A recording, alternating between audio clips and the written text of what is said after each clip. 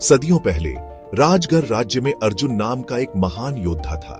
उसकी वीरता की कहानियां दूर दूर तक प्रसिद्ध थीं, लेकिन उसकी पहचान सिर्फ एक योद्धा के रूप में नहीं, बल्कि प्रेमी के रूप में भी थी। वह राजगढ़ के महाराज की बेटी अवनी से प्रेम करता था। अवनी भी उसे उतना ही चाहती थी जितना अर्जुन उसे। लेकिन यह प्रेम कहानी आसान नहीं थी।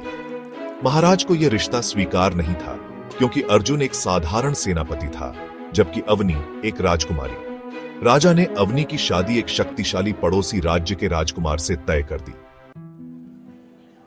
अर्जुन और अवनी भाग जाना चाहते थे, पर इससे पहले ही राजा को इस बात की भनक लग गई। राजा ने अर्जुन को बंदी बना लिया और अवनी को जहर देकर मरवा दिया। अर्जुन ने जब अवनी का शव देखा तो उसका दिल बर्बाद हो गया। क्रोध और दुख में पागल होकर वह जंगलों की ओर चला गया और एक प्राचीन तांत्रिक कालयंत्र से मिला, जिसने उसे बदला लेने का एक भयावह तरीका बताया। कालयंत्र ने अर्जुन को एक अमर शक्ति देने का वादा किया, जिससे वह अपनी प्रेमिका की मौत का बदला ले सके। लेकिन इसके लिए एक शर्त थी, उसे इंसानियत को त्यागना होगा। बदले की आग में जलते अर्जुन ने यह शर्त स्वीकार कर ली। तांत्रिक ने उस पर एक शक्तिशाली तंत्र साधना की, जिससे अर्जुन का शरीर विकृत हो गया।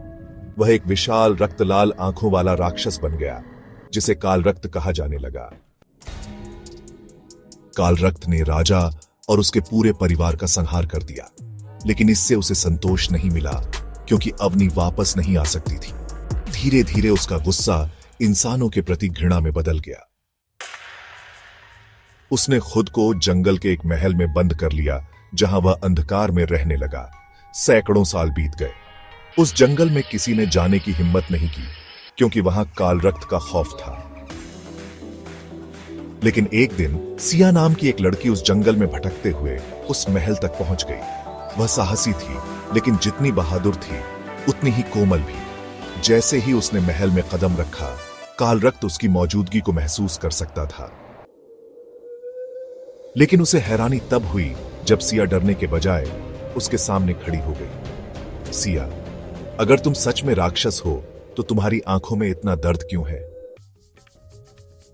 सिया का यह सवाल कालरक्त के काले दिल में एक चिंगारी की तरह लगा। कोई पहली बार उसे एक दानव के रूप में नहीं, बल्कि एक दुखी आत्मा के रूप में देख रहा था।